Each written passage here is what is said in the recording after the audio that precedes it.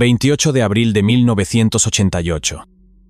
En una tarde tranquila en las soleadas islas de Hawái, un Boeing 737 de Aloha Airlines se encontraba en el aeropuerto de Hilo, preparándose para un vuelo más, un trayecto corto y habitual entre islas. Sin embargo, bajo su fuselaje desgastado por años de servicio, un desafío invisible estaba a punto de cambiar el destino de todos los que se encontraban a bordo. Esta es la terrible historia del vuelo 243 de Aloha Airlines. En aquella tarde, el sol brillaba intensamente sobre la pista del aeropuerto de Hilo, en Hawái, mientras 90 pasajeros embarcaban a bordo del vuelo 243 de Aloha Airlines. Este vuelo, que partía desde Hilo con destino a Honolulu, era un trayecto corto y rutinario entre islas. Mientras tanto, la tripulación realizaba los últimos chequeos para tener todo a punto. En la cabina se encontraba el capitán Robert Schornsteimer, de 44 años. Contaba con una experiencia de 8.500 horas de vuelo, de las cuales 6.700 fueron en el Boeing 737. A su lado estaba la copiloto Madeleine Mimi Tompkins, quien en ese momento tenía 36 años. Ella también era una aviadora experimentada con 8.000 horas de experiencia en vuelo acumuladas, 3.500 de ellas en el mismo modelo de aeronave. Juntos conformaban un equipo altamente capacitado. En este vuelo les acompañaba en cabina un controlador aéreo que ocupaba el asiento del observador. Mientras tanto, en el interior del avión, las auxiliares de vuelo recibían con una sonrisa a los pasajeros. La tripulación de cabina estaba formada por Jane Sato Tomita, Michelle Honda y la jefa de cabina, Clarabel Lansing. La aeronave, con casi 2 décadas de uso intensivo, era un Boeing 737-297. Hasta ese momento había acumulado 35.496 horas de vuelo y 89.680 ciclos de vuelo, despegues y aterrizajes, debido a su uso frecuente en vuelos cortos. Esto suponía el doble de ciclos para los que la aeronave estaba diseñada. Una vez que los pilotos recibieron la autorización, se dirigieron a la pista de despegue. Esta aeronave ya había realizado más de una vez ese mismo trayecto anteriormente en el día, cubriendo la misma ruta. A las 13:25, hora para la que estaba programado el despegue, el Boeing 737 aceleró a toda velocidad por la pista y se elevó a los cielos.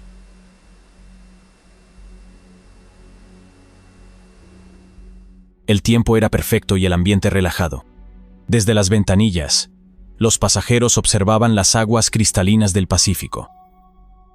Era un trayecto corto, de apenas 45 minutos entre Hilo y Honolulu. Los 90 pasajeros y 5 miembros de la tripulación viajaban a bordo de la aeronave con total tranquilidad. Pero esa aparente normalidad ocultaba un problema que nadie había detectado. Durante la primera parte de este vuelo, la primer oficial Madeleine Mimi Tompkins estaría a cargo de los mandos, mientras que el capitán sería el encargado de supervisar el vuelo. Unos 20 minutos después del despegue, el avión alcanzó su altitud de crucero, 24.000 pies, 7.300 metros. Dentro de la cabina, todo transcurría como de costumbre. Sin embargo, algunos pasajeros comentaban entre ellos sobre un leve zumbido más intenso de lo habitual que comenzaban a notar. Mientras tanto, en la cabina de mando, todo transcurría como habitualmente. Pero en ese mismo instante, de repente, una ligera vibración comenzó a sentirse bajo los pies de la tripulación de cabina. La vibración era sutil, casi imperceptible, pero suficiente para que la copiloto Tompkins intercambiase una mirada fugaz con el capitán Schornsteimer. En la cabina de pasajeros, una mujer sentada cerca de la puerta principal observó algo inusual. Se trataba de una pequeña grieta en la unión del fuselaje. Sin tener ni idea de la gravedad del asunto, no le dio demasiada importancia, pensando que se trataba de un defecto superficial.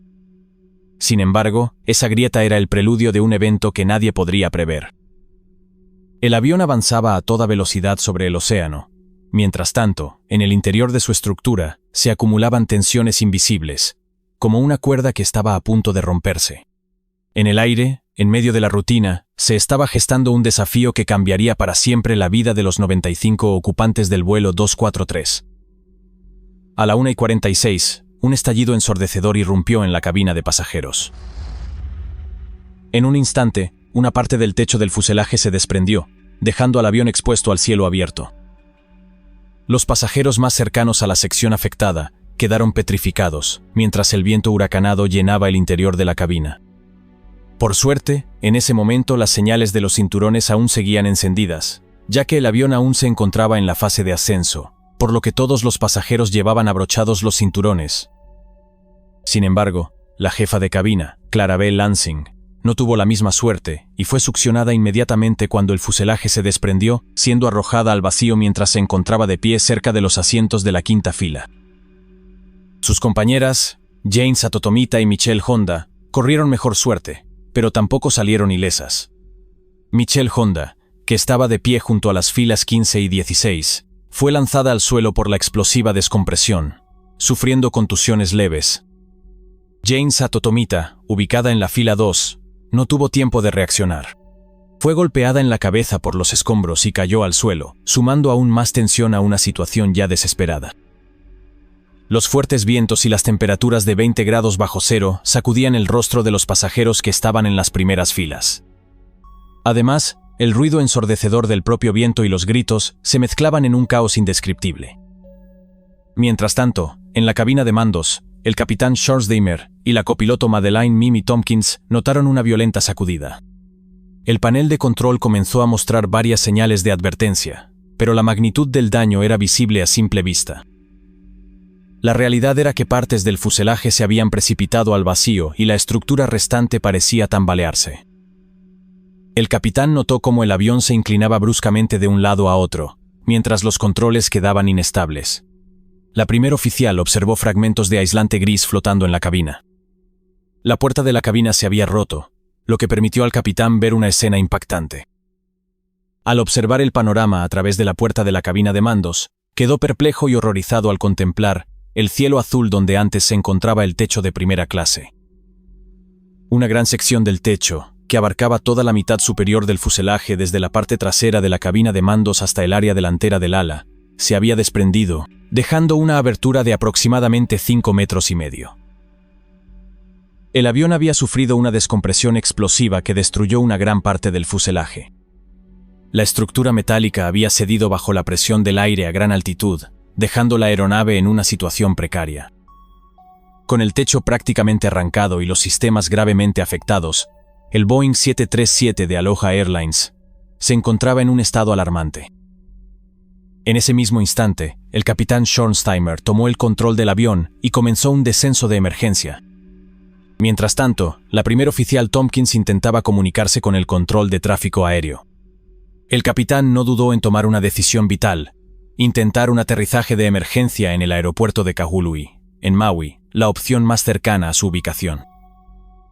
Debido a la descompresión, tanto los pilotos como el controlador aéreo que se encontraba en el asiento del observador se pusieron las máscaras de oxígeno. En ese mismo instante, el capitán pulsó el botón para activar las máscaras de oxígeno en la cabina de pasajeros, o al menos eso fue lo que pensó.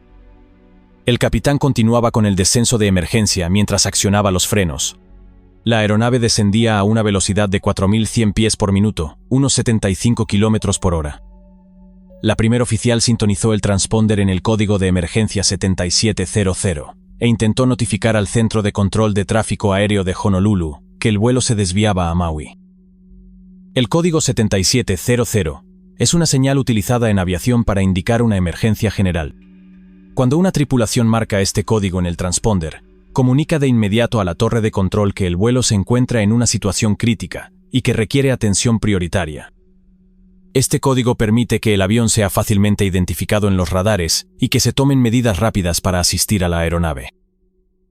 El ruido en la cabina era ensordecedor, y la primer oficial no podía escuchar ninguna transmisión de radio, lo que le generaba dudas sobre si el control de tráfico aéreo de Honolulu había recibido su mensaje. Además, entre la tripulación tampoco podían escucharse unos a otros, por lo que los pilotos recurrieron a gestos manuales para comunicarse. Aunque esto complicaba las transmisiones con la torre de control, la primer oficial Tompkins siguió insistiendo. Mientras tanto, en la cabina de pasajeros, la tripulación actuaba rápidamente a pesar de la gravedad de la situación. Michelle Honda, una de las auxiliares de vuelo, recorría el pasillo asegurándose de que todos permanecieran con los cinturones abrochados. Algunos pasajeros estaban heridos, golpeados por fragmentos del fuselaje arrastrados por el viento. Jane Satotomita, la otra auxiliar, aplicaba primeros auxilios a una pasajera que había sufrido un golpe en la cabeza por un fragmento desprendido. Al mismo tiempo, intentaba calmar a los más aterrorizados, aunque ella misma luchaba por mantener la calma tras el golpe que había recibido en la cabeza. El miedo era palpable, pero también lo era la determinación de la tripulación por mantener a todos a salvo.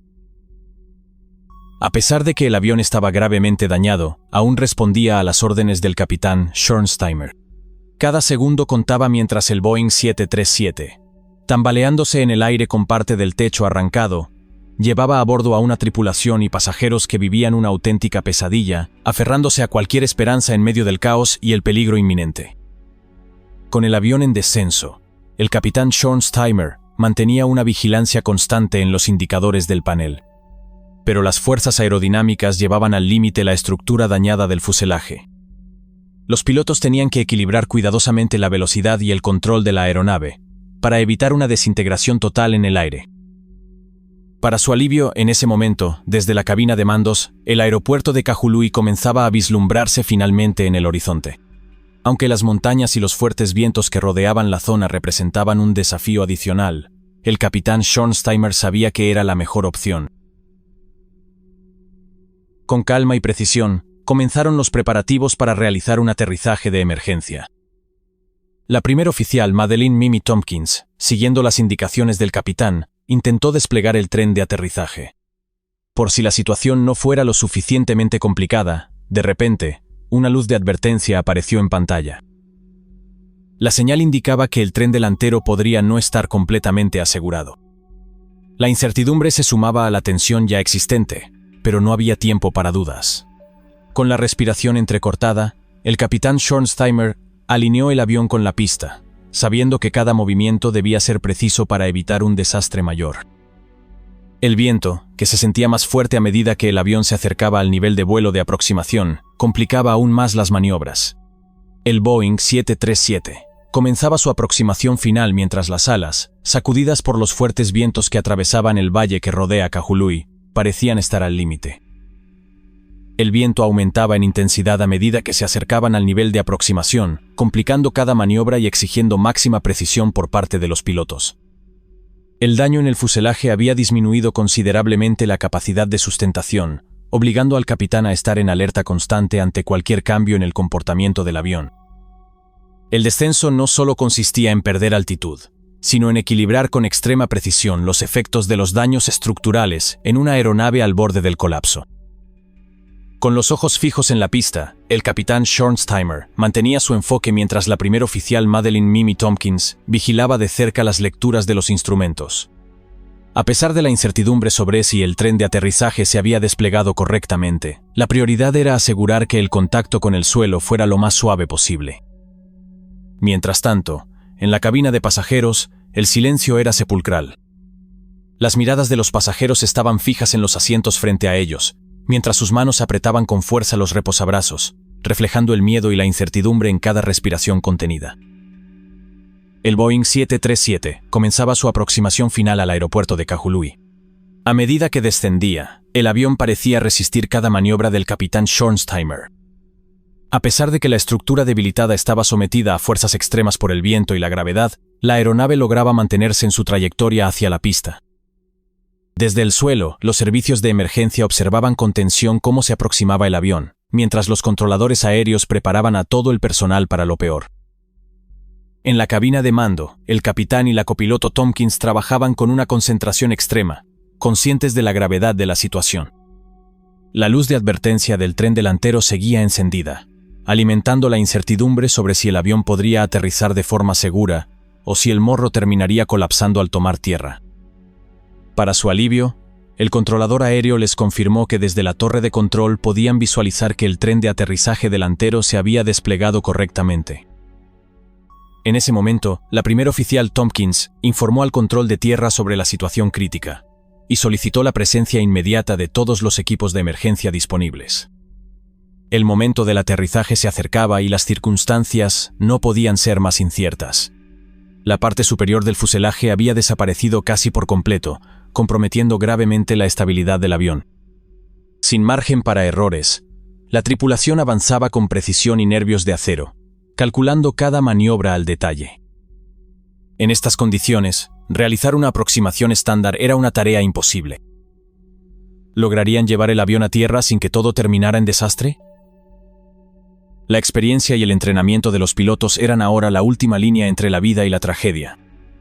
La torre de control de hilo mantenía comunicación constante con la tripulación, confirmando que la pista 8 estaba preparada y que los equipos de emergencia ya esperaban en posición para atender cualquier eventualidad. Cada segundo era crucial, pero la serenidad y la precisión de la tripulación en un entorno tan extremo dejaban claro su alto nivel de preparación y destreza. La aeronave avanzaba peligrosamente hacia la pista 8, mientras la tensión en la cabina alcanzaba su punto máximo. Cada metro recorrido era un desafío al límite, con el riesgo constante de que la frágil estructura del avión cediera por completo. Cualquier fallo podría partir la aeronave en dos, destruyendo cualquier posibilidad de un aterrizaje seguro y poniendo en peligro las 95 vidas a bordo. A la 1:58, tras una aproximación cargada de tensión, el avión finalmente tocó tierra. Primero, las ruedas traseras hicieron contacto con la pista, levantando una nube de polvo y humo por la fricción. El tren delantero, cuya posición ya no era incierta, respondió favorablemente, soportando el peso del avión. Inmediatamente, el capitán Schornsteimer activó los inversores de empuje y los frenos, aplicando suavidad pero firmeza en cada maniobra. Con precisión milimétrica, logró detener el avión antes de llegar al final de la pista, donde la aeronave dio un último tambaleo, haciendo que todos contuvieran la respiración. Milagrosamente, logró mantenerse intacta. Un silencio momentáneo inundó el interior del avión, rápidamente interrumpido por las voces firmes y decididas de las auxiliares de vuelo, que dieron inicio a la evacuación de emergencia. Michelle Honda y Jane Sato Tomita, a pesar de sus heridas y del agotamiento extremo, guiaron a los pasajeros hacia las salidas de emergencia con profesionalidad y calma. Las rampas de evacuación se desplegaron sin contratiempos, permitiendo que los pasajeros descendieran al suelo con rapidez. En medio del caos, muchos mostraron una admirable solidaridad, ayudando a los heridos y apoyando a quienes estaban en estado de shock. En cuestión de minutos, los servicios de emergencia rodearon el avión. Bomberos, paramédicos y personal de rescate actuaron con rapidez, atendiendo a los evacuados y trasladando a los heridos a los hospitales cercanos, mientras otros recibían atención médica en el lugar. La tragedia se hizo presente con la pérdida de la veterana auxiliar de vuelo Clarabelle Ansing, cuyo fallecimiento fue la única víctima mortal de este extraordinario y devastador incidente. La magnitud de los daños era evidente al observar la aeronave. La parte superior del fuselaje, completamente destruida, presentaba un escenario desolador. Afortunadamente, la estructura principal había resistido lo suficiente como para permitir un aterrizaje controlado. Contra todo pronóstico, la mayoría de los pasajeros y la tripulación habían sobrevivido, muchos con heridas menores, a pesar de la aterradora experiencia vivida en el aire. El incidente del vuelo 243 de Aloha Airlines se convirtió en un caso emblemático en la historia de la aviación. La posterior investigación del Consejo Nacional de Seguridad en el Transporte, NTSB, reveló que la causa principal fue la fatiga del metal, exacerbada por los altos ciclos de presurización y despresurización a los que estaba sometida la aeronave en vuelos cortos y frecuentes. También se identificaron deficiencias en los programas de mantenimiento y supervisión. Después de la emergencia y el aterrizaje exitoso del vuelo 243 de Aloha Airlines, la atención se centró inmediatamente en la investigación del incidente. La NTSB fue la encargada de llevar a cabo la investigación exhaustiva para determinar las causas del accidente y proponer medidas correctivas para evitar que un evento similar volviera a ocurrir. La investigación reveló que la principal causa del accidente fue una descompresión explosiva que afectó al fuselaje del avión. Este incidente fue el resultado de una combinación de factores que contribuyeron al daño estructural masivo. Fatiga del material. El avión, un Boeing 737, había estado en servicio durante más de 19 años y había acumulado un alto número de ciclos de presión. Durante años, las operaciones de la aeronave sometieron al fuselaje a repetidos ciclos de presurización y despresurización. El fuselaje, especialmente en la parte superior del avión, mostró signos de fatiga del material, lo que provocó la rotura de la estructura durante un vuelo de rutina a 24.000 pies, 7.300 metros. El número de ciclos acumulados en la aeronave superaba en más del doble los límites para los que había sido diseñado. En el momento del accidente, Aloha Airlines operaba 2 Boeing 737, con el mayor número de ciclos de vuelo del mundo, siendo el avión del accidente el segundo con más ciclos acumulados. Deficiencias en el mantenimiento. Aunque el avión había pasado todas las inspecciones de rutina, los exámenes realizados posteriormente revelaron que no se habían llevado a cabo inspecciones detalladas en las áreas más propensas a sufrir fatiga, especialmente en la parte superior del fuselaje. Las inspecciones regulares no detectaron las pequeñas grietas que se habían formado a lo largo del tiempo. Diseño estructural del fuselaje. Aunque el Boeing 737 fue diseñado para resistir una considerable cantidad de estrés, la concentración de tensiones en ciertas áreas del fuselaje resultó ser un factor contribuyente al fallo. En particular, las áreas de la cubierta del fuselaje, especialmente alrededor de las ventanas y las uniones, fueron las más afectadas por la fatiga. La investigación concluyó que el accidente fue resultado de una combinación de factores acumulativos que no fueron gestionados adecuadamente a lo largo del tiempo. Sin embargo, también dejó valiosas lecciones para la industria de la aviación. Importancia de las inspecciones detalladas. Las inspecciones no se centraban lo suficiente en áreas críticas del fuselaje propensas a la fatiga, como la parte superior cerca de las ventanas. Se recomendó que las aeronaves más antiguas recibieran inspecciones más exhaustivas en estas zonas. Mejoras en los procedimientos de mantenimiento. El seguimiento del historial de mantenimiento debía ser más riguroso, con procedimientos proactivos que detectaran signos de fatiga estructural antes de que se convirtieran en un problema grave. Formación de tripulación ante emergencias. Aunque la tripulación del vuelo Aloha 243 mostró una habilidad excepcional, el accidente subrayó la necesidad de entrenamientos más específicos para manejar situaciones extremas, como descompresiones explosivas y daños estructurales. Diseño estructural de aeronaves. El accidente sirvió como recordatorio para los fabricantes de incluir mejoras que minimicen los efectos de la fatiga del material en las estructuras a largo plazo. Tras el incidente del vuelo Aloha Airlines 243, la industria de la aviación implementó cambios significativos para mejorar la seguridad. Inspecciones más rigurosas. Se introdujeron directrices específicas para examinar áreas críticas, como el techo y las uniones del fuselaje, en aeronaves con muchos años de servicio. Refuerzo de normativas de mantenimiento. Se establecieron regulaciones más estrictas sobre los ciclos de presurización y el control de componentes estructurales, adoptando un enfoque preventivo en aeronaves de mayor antigüedad. Entrenamiento avanzado para pilotos. Los programas de formación incluyeron simulaciones y protocolos detallados para gestionar daños estructurales graves y descompresiones explosivas. Esto garantizó una preparación más sólida para enfrentar emergencias extremas. Revisión de estándares de diseño. Los fabricantes, como Boeing, incorporaron mejoras en los diseños para abordar la fatiga del material y prevenir fallos estructurales graves en futuras generaciones de aeronaves. El accidente del vuelo 243 de Aloha Airlines resultó en una única víctima mortal, Clarabelle Lansing, una veterana auxiliar de vuelo que fue expulsada del avión debido a la descompresión explosiva. A pesar de los esfuerzos por localizar su cuerpo, las búsquedas realizadas en la zona del océano donde se perdió contacto no tuvieron éxito, y Clarabelle nunca fue encontrada. El incidente también causó heridas de diversa gravedad a 65 de los 94 ocupantes a bordo. Algunos pasajeros sufrieron cortes, contusiones y traumatismos debido al impacto de los escombros y la exposición al viento extremo. La tripulación desempeñó un papel crucial en la emergencia, asegurando que todos los pasajeros pudieran evacuar de manera segura tras el aterrizaje. Este trágico desenlace marcó profundamente a la tripulación, los pasajeros y la industria, subrayando la gravedad del incidente y la necesidad de reforzar las medidas de seguridad en aeronaves de alta antigüedad. Además, evidenció la valentía y el esfuerzo colectivo en medio de circunstancias extremas.